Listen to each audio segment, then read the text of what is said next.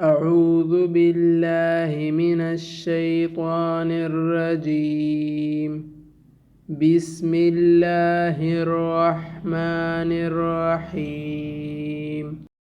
إن الذين آمنوا والذين هادوا والنصارى والصابئين من آمن بالله واليوم الآخر وعمل صالحا فلهم أجرهم عند ربهم ولا خوف عليهم ولا هم يحزنون.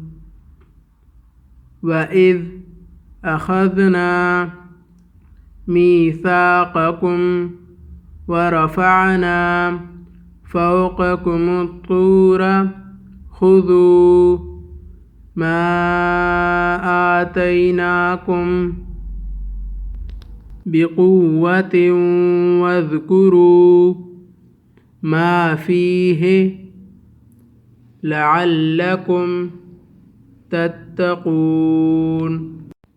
ثم توليتم من بعد ذلك فلولا فضل الله عليكم ورحمته لكنتم من الخاسرين.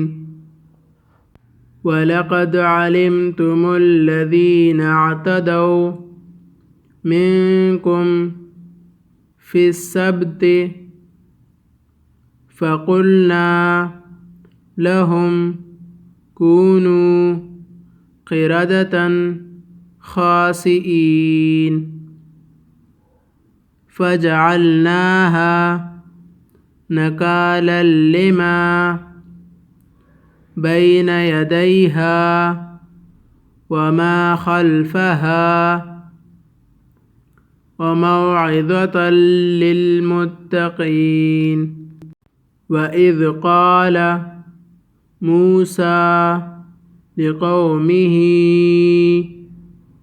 إن الله يأمركم أن تذبحوا بقرة قالوا أتتخذنا هزوا قال أعوذ بالله أن أكون من الجاهلين.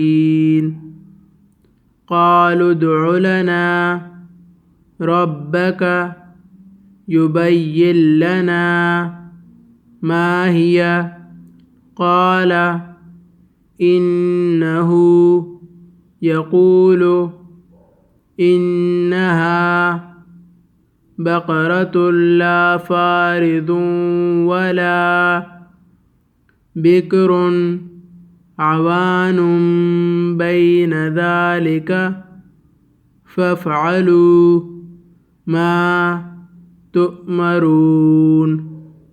قالوا ادع لنا ربك يبين لنا ما لونها قال إنه يقول إنها بقرة صفراء فاقع لونها تسر الناظرين.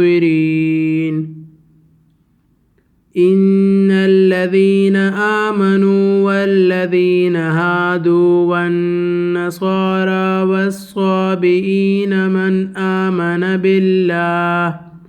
بالله واليوم الآخر وعمل صالحا فلهم أجرهم عند ربهم ولا خوف عليهم ولا هم يحزنون.